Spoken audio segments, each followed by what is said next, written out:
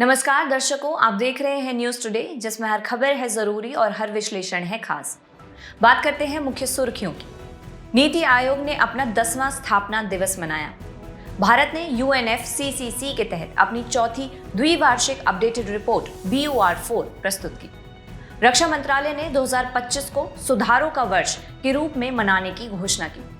भारत सरकार ने थोक मूल्य सूचकांक यानी WPI की वर्तमान श्रृंखला में संशोधन के लिए कार्य समूह का गठन किया।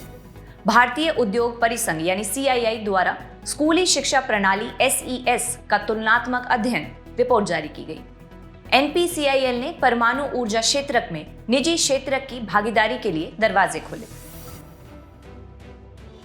चलिए रुख करते हैं पहली मुख्य खबर की तरफ। नीति आयोग ने अपना 10वां स्थापना दिवस मनाया।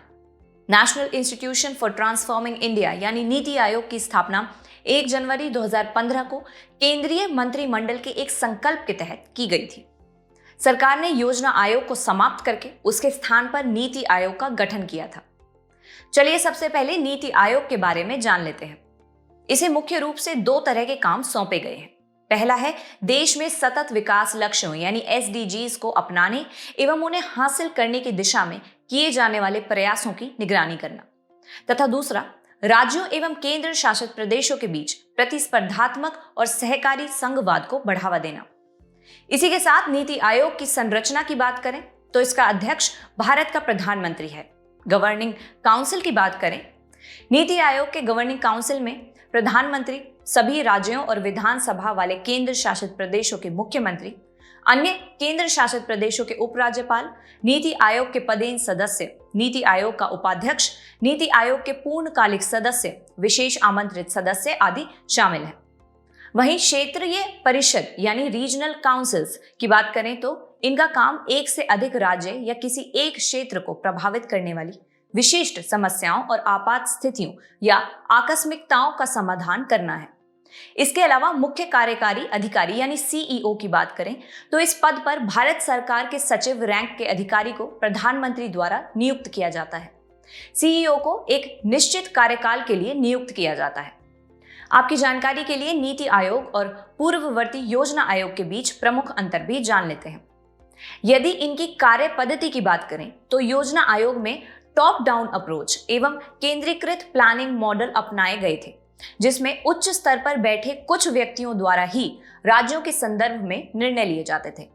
वहीं नीति आयोग में बॉटम अप अप्रोच एवं सहकारी संघवाद का दृष्टिकोण, जहां नीति निर्माण में राज्यों की समान भागीदारी रहती है। तथा यदि बात करें संसाधनों के आवंटन की तो योजना आयोग में राज्यों को संसाधन आवंटित करने एवं राज्य परियोजनाओं को मंजूरी देने के लिए वित्तीय शक्तियां योजना आयोग के पास थीं। वहीं नीति आयोग के पास इस तरह की कोई वित्तीय शक्ति नहीं है।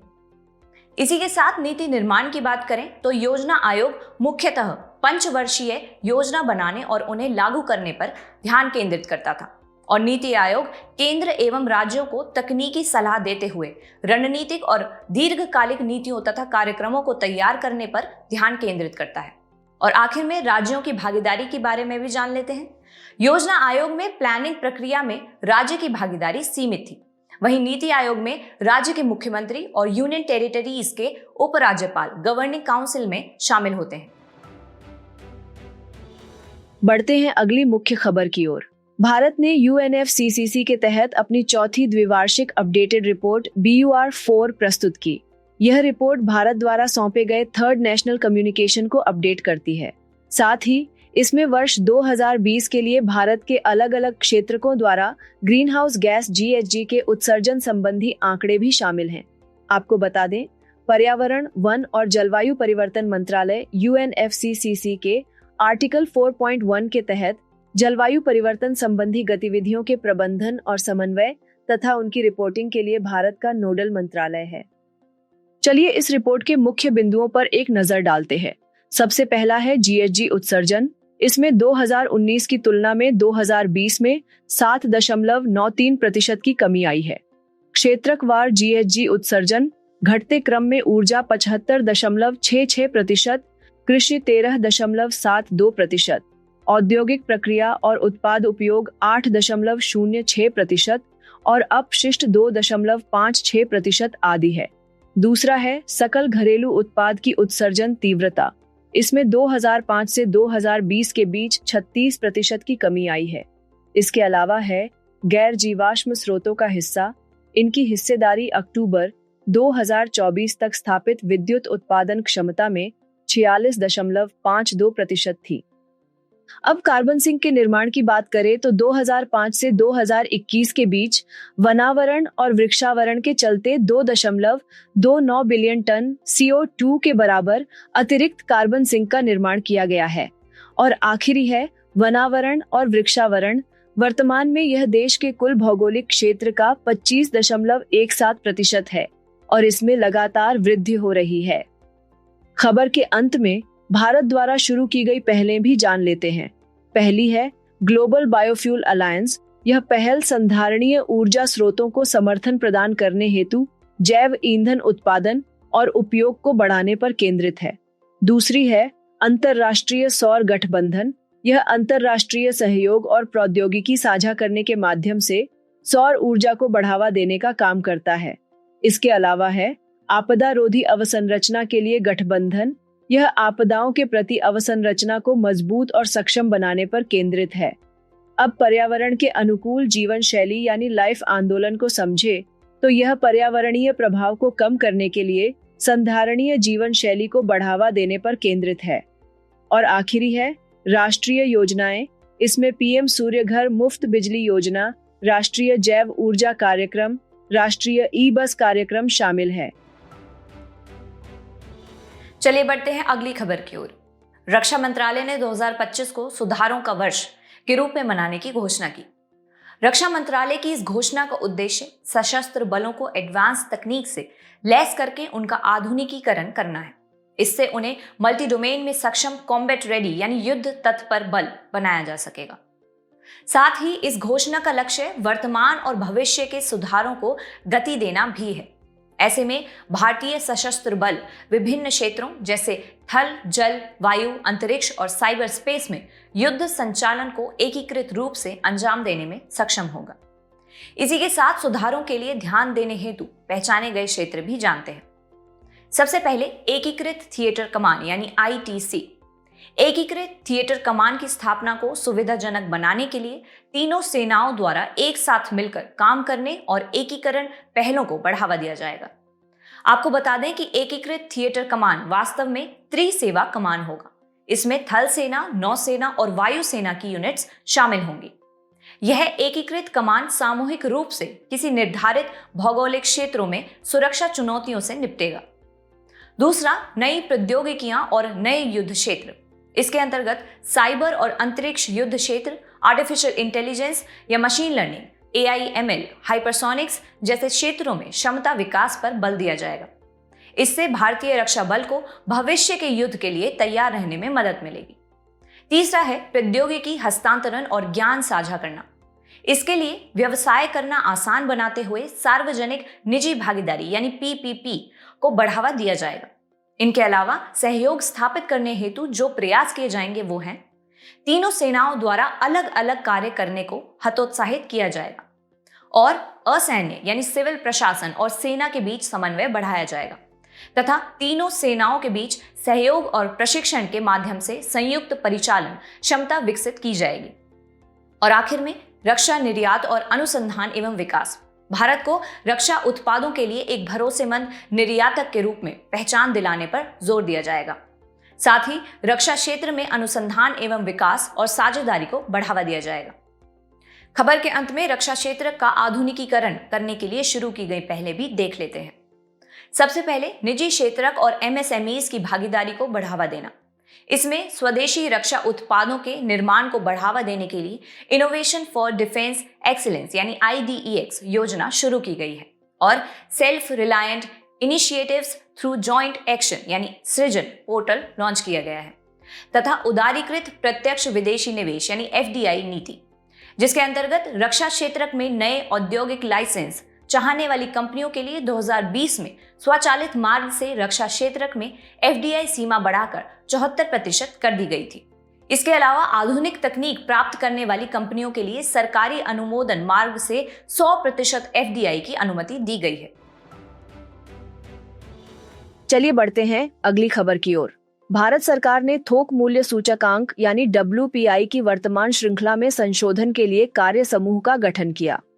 भारत सरकार ने थोक मूल्य सूचकांक WPI के आधार वर्ष को 2011-12 से संशोधित कर 2022-23 करने के लिए 18 सदस्यीय कार्य समूह गठित किया है। आपको बता दें कि भारत में आधार वर्ष पहली बार 1942 में अपनाया गया था। तब 1939 को आधार वर्ष अपनाया गया था। तब से आधार वर्ष में 7 संशोधनों के द्वारा नए आधार वर्ष शामिल किए गए। ये 7 नए आधार वर्ष हैं 1952 से 53, 1961 से 62, 1970 से 71, 1981 से 82, 1993 से 94, 2004 से 5 और 2011 से 12। इसी के साथ चलिए कार्य समूह के विचारार्थ विषय भी जान लेते हैं। यह कार्य समूह भारत की अर्थव्यवस्था में संरचनात्मक परिवर्तन को ध्यान में रखते हुए WPI और उत्पादक मूल्य सूचकांक की कमोडिटी बास्केट में बदलाव का सुझाव देगा। साथ ही यह आधार वर्ष को संशोधित करके 2022 से 23 करने पर भी विचार करेगा तथा गणना पद्धति की बात करें तो कार्य समूह को WPI या PPI के लिए अपनाई जाने वाली गणना पद्धति पर भी विचार करना है। साथ ही इसे गणना पद्धति की विश्वसनीयता बढ़ाने के लिए भी सुझाव देना है। तीसरा है उत्पादक मूल्य सूचकांक यानी PPI। यह कार्य समूह PPI तैयार करने के लिए पद्धति का पता लगाएगा और सुधारों पर सुझाव देगा। वहीं कार्य समूह को WPI की जगह PPI अपनाने के लिए रोड मैप की सिफारिश करने का भी कार्य सौंपा गया है। इनके अलावा अन्य कार्य देखें तो कार्य समूह को वस्तुओं के मूल्य में समय के साथ परिवर्तन को मापने और लिंकिंग फैक्टर गणना पद्धति की समीक्षा करने व उसमें बदलाव पर भी सुझाव देना है। आपको बता दें कि linking factor time series data में निरंतरता बनाए रखने में मदद करता है और WPI की पुरानी व नई श्रृंखला के साथ तुलना करने में सहायता करता है। आइए WPI को जानते हैं। यह थोक स्तर पर वस्तुओं की एक निश्चित बास्केट में समय के साथ औसत मूल्य में परिवर्तन की माप है। इसके संगठन की बात करें तो इसमें लगाए गए कर तथा थोक लेन देन के स्तर तक वितरण की लागत शामिल हो सकती है तथा WPI की गणना में सेवाओं को शामिल नहीं किया जाता है। और आखिर में मल्टीपल गणना पूर्वाग्रह की बात करें तो इसमें एक ही उत्पाद की दोहरी गणना की वजह से मल्टीपल गणना संबंधी पूर्वाग्रह मौजूद होता है। मल्टीपल गणना तब होती है जब किसी विशिष्ट वस्तु के मूल्य और उसके उत्पादन के लिए प्रयुक्त इनपुट को समग्र सूचकांक में शामिल किया जाता है। और आखिर में उत्पादक मूल्य सूचकांक यानी PPI देखें तो यह वस्तुओं और सेवाओं के घरेलू उत्पादकों द्वारा प्राप्त विक्रय मूल्यों में समय के साथ औसत मूल्य में परिवर्तन की माप है। संगठन की बात करें तो इसकी गणना में अप्रत्यक्ष कर शामिल नहीं किए जाते हैं। वहीं PPI की गणना में सेवाओं के मूल्य में परिवर्तन को मापा जाता है। इसी के साथ PPI में मल्टीपल गणना की संभावना नहीं रहती है। चलिए बढ़ते हैं अगली खबर की ओर। भारतीय उद्योग परिसंघ यानी CII द्वारा स्कूली शिक्षा प्रणाली SES का तुलनात्मक अध्ययन रिपोर्ट जारी की गई। इस रिपोर्ट में संयुक्त राज्य अमेरिका, UK, चीन, स्वीडन, ऑस्ट्रेलिया आदि देशों से भारत की स्कूली शिक्षा प्रणाली की तुलना की गई है। रिपोर्ट में स्कूली शिक्षा प्रणालियों के विभिन्न आयामों जैसे कि स्कूली संरचना, शिक्षा पद्धति, फंडिंग, मूल्यांकन और स्कूली शिक्षा में समानता असमानता के आधार पर तुलना की गई है। चलिए सबसे पहले भारत की स्कूली शिक्षा प्रणाली की अन्य देशों के साथ तुलना को देख लेते हैं। अगर भारत की स्थिति की बात करें तो इसकी शिक्षा पद्धति में सैद्धांतिक ज्ञान और रटने पर अधिक बल दिया जाता है, जबकि ऑस्ट्रेलिया में प्रश्न पूछने और अमेरिका में क्रिएटिविटी आधारित शिक्षा पर बल दिया जाता है। तथा यदि आकलन और मूल्यांकन की बात करें तो भारत में निर्धारित समय अंतराल पर टेस्ट एवं अन्य गतिविधियों के साथ साथ लगातार एवं व्यापक मूल्यांकन पर ध्यान केंद्रित किया जाता है, जबकि ऑस्ट्रेलिया और UK में राष्ट्रीय स्तर के टेस्ट के साथ साथ परियोजना आधारित आकलन के माध्यम से लगातार मूल्यांकन पर ध्यान केंद्रित किया जाता है। वहीं बजट के बारे में भी देख लेते हैं। भारत में शिक्षा पर GDP का 2.7% से 2.9% तक खर्च किया जाता है, जबकि ऑस्ट्रेलिया में शिक्षा पर GDP का 5.5% और चीन में 4.1% खर्च किया जाता है। और अंत में प्रौद्योगिकियों का उपयोग के बारे में जाने तो भारत में स्वयं यानी SWAYAM या ऑनलाइन पाठ्यक्रम, स्मार्ट कक्षाएं आदि का उपयोग किया जाता है, जबकि स्वीडन ने स्कूली शिक्षा प्रणाली के लिए राष्ट्रीय डिजिटलीकरण रणनीति बनाई है। चलिए इसी के साथ भारतीय शिक्षा प्रणाली के समक्ष मौजूदा चुनौतियां भी देख लेते हैं। सबसे पहले क्षेत्रीय असमानताएं और लैंगिक अंतराल, दूसरा आवश्यक अवसंरचना की कमी और ग्रामीण शहरी असमानताएं तथा समग्र शिक्षा के अभाव कारण समतापूर्ण शिक्षा में बाधा, और आखिर में 21वीं सदी के लिए आवश्यक कौशल की कमी, जिसके कारण रोजगार मिलने में बाधा आती है। अब खबर के अंत में रिपोर्ट में की गई मुख्य सिफारिशों के बारे में भी देख लेते हैं। सबसे पहले शिक्षा बजट में वृद्धि करना। इसके लिए शिक्षा के क्षेत्र में GDP का 6% खर्च करने का लक्ष्य निर्धारित करना चाहिए, ताकि कौशल विकास, अवसंरचना सुधार और नवाचार आधारित शिक्षा प्रणाली को प्रोत्साहन मिल सके। दूसरा, डिजिटल शिक्षा। इसमें डिजिटल अंतराल को समाप्त करने, स्थानीय परिवेश के हिसाब से स्टडी मटेरियल बनाने और शिक्षकों को डिजिटल रूप से साक्षर बनाने पर ध्यान देना चाहिए। इनके अलावा राष्ट्रीय शिक्षा नीति 2020 को मजबूती से लागू करना। इसके अंतर्गत कौशल आधारित शिक्षा प्रणाली को बढ़ावा देने के लिए शिक्षकों के प्रशिक्षण, फ्लेक्सिबल पाठ्यक्रम और प्रौद्योगिकी पर ध्यान केंद्रित करना चाहिए। तथा सिलेबस की रूपरेखा।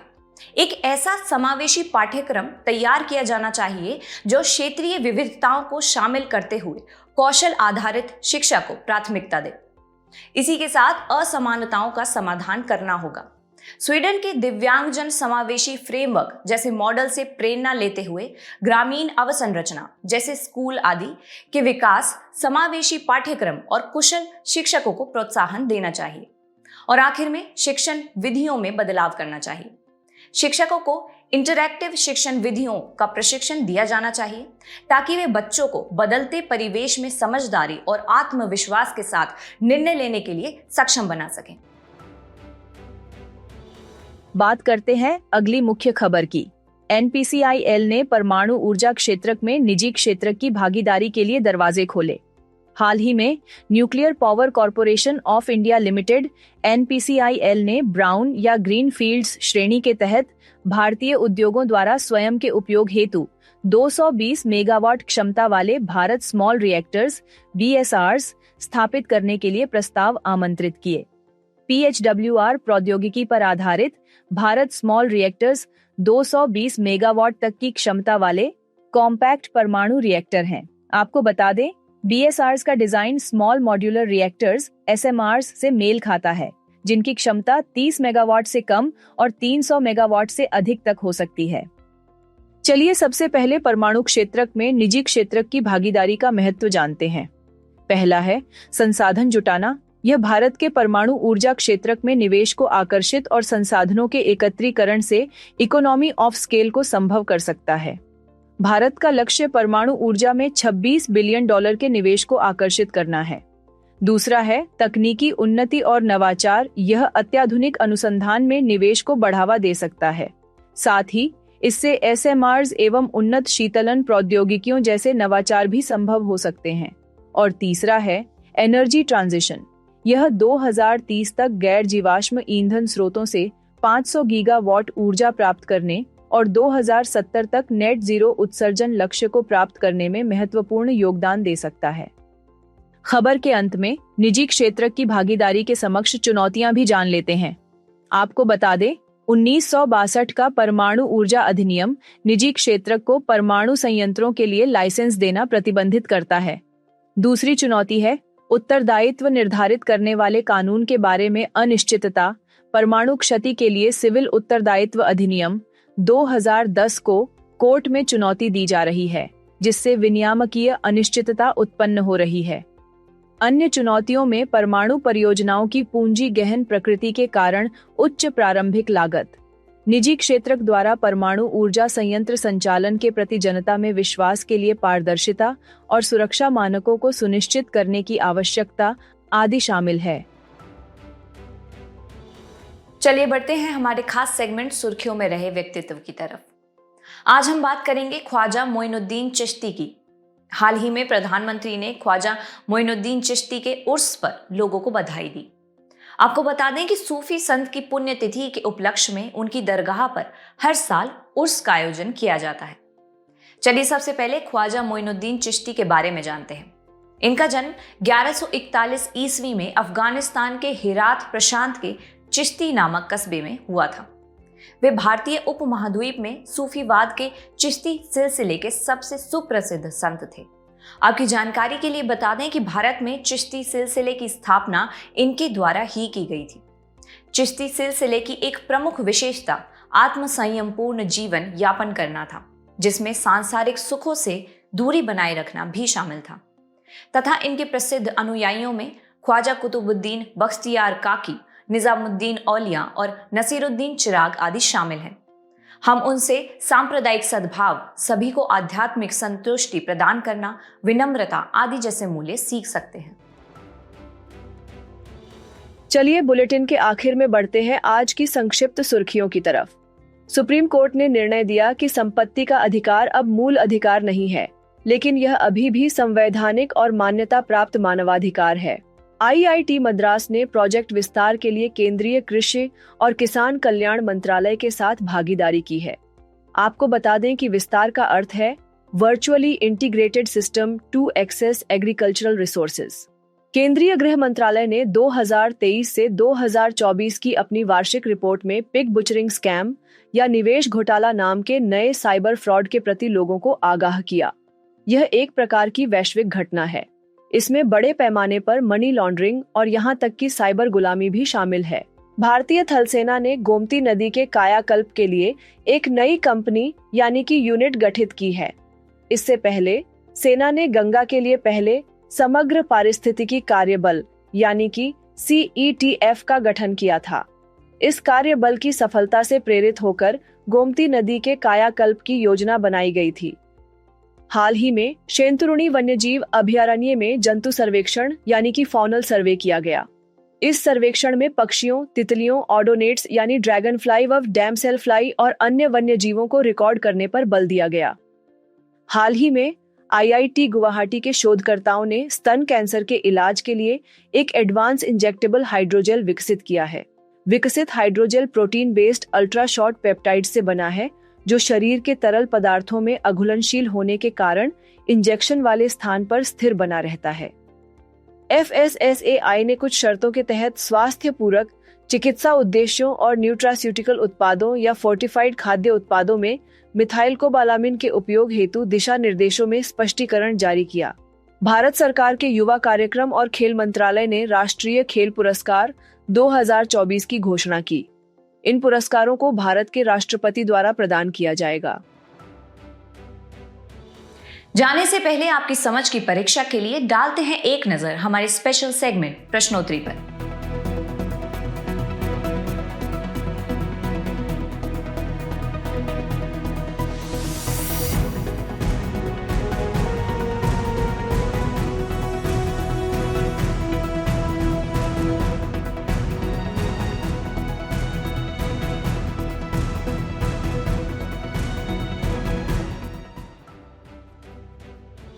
हमसे जुड़ने के लिए आपका धन्यवाद। उम्मीद है न्यूज़ टुडे का यह बुलेटिन आपको पसंद आया होगा। न्यूज़ टुडे की PDF को डाउनलोड करने के लिए और आज की क्विज के उत्तर के लिए डिस्क्रिप्शन में दिए गए लिंक्स पर क्लिक कीजिए।